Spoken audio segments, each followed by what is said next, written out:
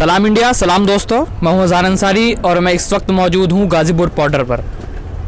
जैसा कि आप सब जानते हैं, पिछले कई दिनों से किसान आंदोलन चल रहा है। एक तरफ कड़कड़ाती हुई ठंड है और दूसरी तरफ सड़कों पर बैठे हुए किसान हैं। इस आंदोलन में कई ऐसे लोग भी हैं जिन्होंने देश के लिए कई साल फ़ौज में रहकर देश की सेवा की है, लेकिन रिटायरमेंट के बाद अब वो किसानों के आंदोलन में अपनी पूरी भूमिका निभा रहे हैं। जहाँ मैं इस वक्त खड़ा हूँ, ये एक यहाँ पर झोपड़ी टाइप बनी हुई है, आप देख रहे होंगे। और यहाँ पर जो फ़ौजी हैं, जो रिटायर्ड फ़ौजी हैं, वो यहाँ पर पहुँचे हुए हैं और लगातार यहाँ पर प्रदर्शन कर रहे हैं। मेरे साथ दो फ़ौजी यहाँ पर मौजूद हैं, आइए इनसे बात करते हैं। जी, आपका नाम क्या है? मैं अनुराग लठवाल, राष्ट्रीय सचिव वेटरन्स एसोसिएशन पूर्व सैनिक संगठन ऑल इंडिया। अच्छा सर, आप कितने दिन जो है फ़ौज में रहे? जी, मैं 18 साल मैंने सेना में सेवा की। अच्छा, 18 साल रहे हैं। तो आप कब से यहाँ पे आए हुए हैं आंदोलन में? 16 दिसंबर से। 16 लगातार आप यहाँ पर कंटिन्यू बैठे हैं। तो सर क्या मतलब, आप जैसे फौज में रह चुके हैं, अब रिटायरमेंट के बाद अब यहाँ पर आंदोलन में पूरी भूमिका निभा रहे हैं, तो क्या मैसेज आप सरकार को देना चाहते हैं? जी, हम सरकार को मैसेज ये देना चाहते हैं कि ये देश विरोधी कानून है। किसान विरोधी कानून तो है ही है, देश विरोधी कानून भी है, क्योंकि इस कानून के लागू होने के बाद में सारा का सारा जो भी रोटी का सवाल है, ये रोटी जो जिसके लिए देशवासी काम करते हैं, मजदूर और गरीब लोग और अमीर सभी तबके के लोग काम करते हैं, वो सारा का सारा रोटी का जो हक है वो पूंजीपतियों के पास में चला जाएगा और पूंजीपति अपनी मर्जी से उसका दाम तय करेंगे। उसके लिए ये लड़ाई है और इस लड़ाई में हम किसानों को सहयोग देने के लिए यहाँ पे जमे हुए हैं और जब तक बिल वापसी नहीं तो घर वापसी नहीं। अच्छा, तो वहीं दूसरी तरफ सरकार का ये कहना है कि ये जो बिल है 3, ये तो किसानों के हित में है। जी, सरकार की किस बात के ऊपर हम यकीन करें? सरकार 6 साल हो गए हैं सरकार को सत्ता में। सरकार ने नोटबंदी की, नोटबंदी से लोगों को बताया कि इससे पैसा आएगा, जीएसटी लेके आए, जीएसटी से पैसा आएगा। उसके बाद और तमाम योजनाएं हैं, जितनी भी योजनाएं सारी यह सरकार जहाँ पर भी हाथ लगाती है वो योजना, वो काम धड़ाम हो जाता है, जीरो हो जाता है। जनता की, देश की जनता आज खाली पेट और खाली जेब के घूम रही है। यहाँ पर जितने भी लोग आए हुए हैं, आप देख रहे हैं चारों बॉर्डर के ऊपर नियर अबाउट 12-14 लाख आदमी अभी प्रेजेंटली हैं। ये सारे के सारे कहीं ना कहीं वही आदमी हैं जो युवा हैं, जो सरकार ने 2014 में बोला था कि 2 करोड़ नौकरी हर साल देंगे। तो 14 करोड़ नौकरी अभी तक बनती हैं, क्योंकि 7 साल हो गए हैं, 2021 चल रहा है। तो ये वही लोग हैं जो रोजगार के लिए सरकार ने वादा किया था और रोजगार सरकार नहीं दे पाई, तो वो भी हमारे को यहाँ पे आके सपोर्ट कर रहे हैं। जी, अगर सरकार इन तीनों कृषि कानूनों को वापस ना लेकर के कोई संशोधन इसमें करने लगे तो क्या आप मानेंगे? जी, बिल्कुल भी नहीं मानने लायक बात है ये। सरकार इसमें 23 पेज का ये बिल था, इसमें 12 इसमें टोटल 15 पॉइंट थे, 12 के ऊपर संशोधन कर चुकी है। ये मानने वाला नहीं है, क्योंकि सरकार जिस तरीके से कोरोना काल में और बगैर प्रश्न काल के और ध्वनि मत से इस बिल को पास किया है सरकार ने, और इसकी योजना आज से 3 साल पहले 5 जून को तो ये बिल संसद में लाया गया था, लेकिन उससे 3 साल पहले इसकी योजना अडानी अंबानी के ऑफिस में बन चुकी थी, जिसको आप ग्राउंड में प्रमाण देख सकते हैं।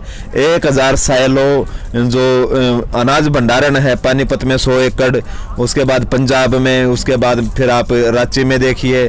तो यही योजना बहुत ही घातक योजना उन्होंने तैयार की है। और इसका मैं एक चीज़ और कहना चाहूँगा कि 2014 में जब ये सरकार आई थी तो हमारे देश के ऊपर 29 लाख करोड़ रुपए का कर्ज था, जो आज की डेट में 2021 में बढ़ के 40 लाख हो गया है। उधर सरकार कोरोना की वजह से हमारे देश की जो मैन्युफैक्चरिंग है उसकी रीढ़ की हड्डी जो होती है वो टूट चुकी है। देश के पास आज देश के लोगों के पास में कोई काम नहीं है। तो सरकार ने वादे भी बहुत कर रखे थे, तो सरकार वादे निभाने में असफल रही। दूसरी चीज, सरकार ने चुनाव के लिए भारी मात्रा में पैसा ले रखा, अरबों रुपया ले रखा है अडानी अंबानी से। तो अब सरकार की नज़र जो हमारा कृषि बजट है जो 35-40 लाख करोड़ का होता है, इसके ऊपर नज़र टिकी हुई है कि ये जो सारा का सारा बजट है इसको हम पूंजीवाद के हाथ में दे देते हैं और फिर मन मर्जी से मन चाहे दाम से हम बेचेंगे और अपना लगातार शासन करते रहेंगे। सरकार इस सरकार को जनता से कोई मतलब नहीं है, देश के किसान से मतलब नहीं है, जवान से मतलब नहीं है। यहाँ पे 121 जवान एनडीटीवी की रिपोर्ट के हिसाब से मैं आपको जानकारी दे रहा हूँ, 121 जवान शहीद हो चुके हैं, लेकिन सरकार के किसी एक मंत्री ने किसी के बारे में भी एक शब्द नहीं बोला है। और नवाज शरीफ की माँ बीमार हो जाती है, उसको फ़ोन के ऊपर उनका हालचाल पूछते हैं। अमेरिका में जो डोनाल्ड ट्रंप है उनका वहाँ पे 15-20 उसमें आंदोलन हुआ था, उसमें मौत हो जाती है। वहाँ पे मतलब वो संवेदना प्रकट करने का टाइम है, लेकिन जो देश के किसान हैं उनके लिए सरकार के पास में कोई टाइम नहीं है। और ये जो देश के किसान यहाँ पे बैठे हैं, इससे ये कहीं ना कहीं जो हमारे सैनिक हैं बॉर्डर के ऊपर, उनके माता पिता हैं, भाई बंधु हैं, इससे सरकार को ये भी सोचना चाहिए कि भाई जो किसान बैठे हैं इनकी जो परेशानी है इससे हमारे सैनिकों का मनोबल भी सरकार तोड़ने का काम कर रही है। तो सरकार की भलाई इसी में है। सरकार जल्द से जल्द, हम चाहते हैं 19 तारीख को फैसला आ जाए और कोर्ट की भी गरिमा बनी रहे और सरकार की भी गरिमा बनी रहे। हम सरकार विरोधी नहीं हैं बिल्कुल भी, हमने सरकार को बनाया है, सरकार हमारी है, सरकार के लोग हमारे हैं, लेकिन जो गलत नीति है उसका हम बिल्कुल विरोध करेंगे। ये बिल बिल्कुल भी देश के लिए सही नहीं है। हमारे साथ और जो है फौजी मौजूद हैं, तो आइए उनसे जानते हैं। जी सर, जैसे कि 10 बैठकें अब तक हो चुकी हैं और सारी की सारी असफल रही हैं, ऐसे ही अब कितनी ही बैठक आगे हो सकती हैं या नहीं हो सकती, तो इस बारे में आपका क्या कहना है कि सरकार का आप क्या कहना चाहेंगे? मैं सूबेदार मेजर जयप्रकाश मिश्रा, संस्थापक व राष्ट्रीय अध्यक्ष वेटरन्स एसोसिएशन। देखिए 10 बैठकें हो चुकी है और सरकार जो है कि हल निकालने में विफल रही है। क्योंकि हम सरकार को ही बोलेंगे। और पहली बात ये है कि ये बैठकें इतना क्यों कर रही है सरकार, ये 10 बैठकें और आगे भी बैठकें, इसकी बैठकों की क्या ज़रूरत है? सीधा किसान मांग कर रहे हैं, एक ही मांग है, तीनों बिल जो आप दे रहे हो, या तो आप बोल रहे हो कि हम सुविधा दे रहे हैं, यही तो बोल रहे हैं ना। सरकार क्या बोल रही है? हम तोहफा दे रहे हैं, इससे किसानों को फ़ायदा होगा। लेकिन किसान बोल रहे हैं कि हमको फ़ायदा नहीं चाहिए, आप अपना फ़ायदा अपने पास रख लो, इसमें क्या बुराई है?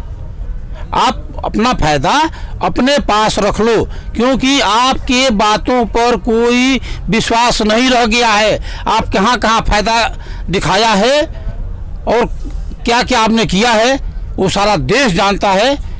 इसलिए आपकी हर एक बात पर, किसी भी बात पर विश्वास नहीं है। इसलिए आप ये जो फ़ायदा हमको दे रहे हो, ये जो तोहफा दे रहे हो, सीधा ये तीनों तोहफा अपने पास रखिए और एमएसपी निर्धारण और उससे कम रेट पर लेने वालों के लिए सजा का प्रावधान बनाइए और माफ़ी मांगिए कि इतना दिन से ये पूरे आवाम को, किसान को, जवान को और देश की जनता को आपने तंग किया है। जैसे आने वाली 26 जनवरी को ये ट्रैक्टर यात्रा का जो है प्रावधान आपने बनाया था, तो क्या उसको लेकर क्या तैयारियां चल रही हैं? बिल्कुल हमारा हक बनता है। देखिए सबसे पहले ये जो गणतंत्र दिवस है, ये इस पर हक किसका बनता है? जवानों का और किसानों का। जवानों और किसानों का ही हक बनता है, तो हम अपना हक लेने जाएंगे। हम यहाँ से जब 2 महीना से बैठे हुए हैं, 2 महीना नहीं हुआ, 2 महीना हो जाएगा, 53 दिन हुआ, 7-8 दिन और भी हो जाएगा, 2 महीना से ऊपर हो जाएगा। तो जो 2 महीना से इनके छाती पर बैठे हुए हैं, तो हम क्यों नहीं देखने के लिए जाएंगे? हमारा क्या हक नहीं बनता है क्या? आप खुद पूछिए उनसे कि इसके ऊपर क्या राजनेताओं का और जो है कि पूंजीपतियों का ही हक बनता है क्या कि मतलब 26 जनवरी राजपथ पर वही मनाएंगे? देश की आवाम, देश की जनता, देश के किसान, देश के जवान ये 26 जनवरी नहीं मना सकते हैं क्या? तो जैसे कि सुप्रीम कोर्ट ने कहा है कि ट्रैक्टर यात्रा ना निकाल करके आप शांतिपूर्वक प्रदर्शन करें, तो फिर तो ट्रैक्टर से उसको का डर लग रहा है क्या? ट्रैक्टर निकाल आप सुप्रीम कोर्ट की जो सुप्रीम कोर्ट ने कहा है उसकी बात मानेंगे या नहीं? नहीं, ये बताइए, ट्रैक्टर चला जाएगा तो ट्रैक्टर को उनको खा जाएगा क्या? ट्रैक्टर उनको खाएगा नहीं ना। ट्रैक्टर क्या बिगाड़ लेगा? जब हम जाएंगे और ट्रैक्टर भी चला जाता है तो ट्रैक्टर क्या नुकसान कर देगा? एक तरफ टैंक चलेगा, दूसरी तरफ ट्रैक्टर चलेगा, खूबसूरती बढ़ाएगा। जी जी जी ये आपका क्या कहना है? इसी विषय पर मैं बोलना चाहूँगा, बाद में क्वेश्चन कर लीजिएगा। मुझे बताइए, पहले 17 तारीख को सरकार गई है कि यहाँ से इनके जाने से दिक्कतें हो सकती हैं, तो इनको रोक लगाया जाए। 17 तारीख को फैसला आएगा।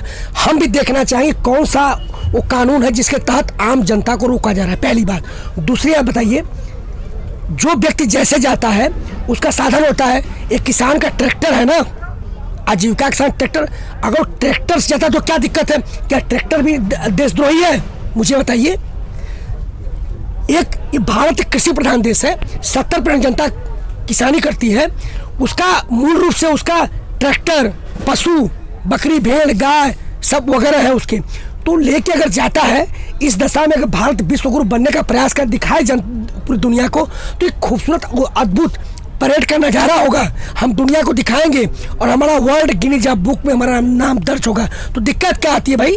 मैं ये भी पूछना चाहता हूँ कि ये लड़ाई जो आज़ादी लड़ाई हुई थी वो सिर्फ कारपोरेट घराने लड़ी थी, नेताओं ने लड़ी थी भाई? उसमें मजदूर, किसान, जवान भी तो था। तो इनका हक नहीं बनता है क्या? ये देश सिर्फ वीआईपी का हो गया? क्या ये देश सिर्फ नेताओं का हो गया? क्या ये देश लाल फीताशाही का हो गया? तो आम जनता कहाँ है संविधान में? हमें बताएं। नेक्स्ट आप क्वेश्चन पूछिए जी। जैसे कि अब लगातार इल्ज़ाम लग रहे हैं आंदोलनकारियों पे कि ये खालिस्तान है यहाँ पर और ये पिज़्ज़ा की पार्टी कर रहे हैं, पूरा एंजॉय कर रहे हैं। इस बारे में आप क्या कहना चाहें? जी मुझसे जी कोई प्रमाण है उनके पास? आप बड़बोलेपन कोई जांच एजेंसी ने, किसी कोर्ट ने साबित किया कि ये लोग आतंकवादी हैं, खालिस्तानी हैं? अगर वो बड़बोलेपन नेताओं को मैं एक जवाब देना चाहता हूं, अगर इस देश के किसान खालिस्तानी हैं तो सबसे पहले मैं खालिस्तानी हूं। अगर इस देश के किसान माओवादी हैं तो हम माओवादी हैं। इस देश के किसान पाकिस्तान प्रो, चाइनीज प्रो है तो हम हैं। रही बात आप कहें कि पिकनिक की बात, जी हाँ, आप कैमरा दिखाइएगा। अगर हम इस कड़ी चट्टान पर एक ये चादर लपेट के सोते हैं तो जी हम पिकनिक मनाते हैं। एक बार कैमरा घुमाइए, एक पॉलीथीन की बैग में हम सोते हैं जिसे हम सर भी खड़ा नहीं कर सकते ऊपर, इसमें से रात को पानी टपकता है तो जी हाँ हम पिकनिक मनाते हैं। और जब पानी की बरसात होती है तो पूरा पानी से भर जाता है, हम बैठ के रातें गुजारते हैं तो जी हाँ पिकनिक है। और बाहर टैंकर खड़ा है, ठंडे पानी से नहाते हैं। अगर आप इसे पिकनिक कहते हैं तो जी हाँ पिकनिक है। और दूसरी बात, आपने नहीं पूछा फंडिंग की बात, बार फंडिंग की बात चल रही है। मेरा बेटा, मेरा भाई कनाडा में बैठा हुआ है, अमेरिका में बैठा हुआ है, चाइना में बैठा हुआ है, अगर मुझे पैसे भेजता है तो क्या दिक्कत है? उसे आप फंडिंग कहेंगे? आप बताइए मुझे। जब यही गुरुद्वारे कोरोना काल में सरकार के पास खाने के लिए सामान नहीं था, लंगर लगाते थे, तब नहीं कहते थे फंडिंग है? और जब वो चुनाव लड़ते हैं, चुनाव के पहले जब उनका ब्यौरा देते हैं तब देते हैं कि इतना हुआ पैसा है, लेकिन चुनाव के बाद जब जीत जाते हैं 5 साल के बाद चुनाव का ब्यौरा देते हो, उनके पास कहाँ से फंडिंग आती है? जो अरबों करोड़ों और चमचमाती गाड़ियाँ और बंगले बन जाते हैं, वो फंडिंग कहाँ से है? चलिए, ये थे हमारे साथ जो कि रिटायर्ड फौजी हैं, जिन्होंने लगातार कई साल तक देश की रक्षा करते हुए अपने जान जोखिम में डाल के देश की रक्षा की है। और ये साथ यहाँ पर बैठे हुए हैं, किसान आंदोलन के पूरा समर्थन कर रहे हैं। हमने इनसे बात की है, इन्होंने साफ साफ ये कहा है कि हम ये तीनों कानून वापस करा कर रहेंगे। जब तक ये कानून वापस नहीं होते हम घर नहीं लौटेंगे। जय जवान, जय किसान, जय जवान, जय किसान।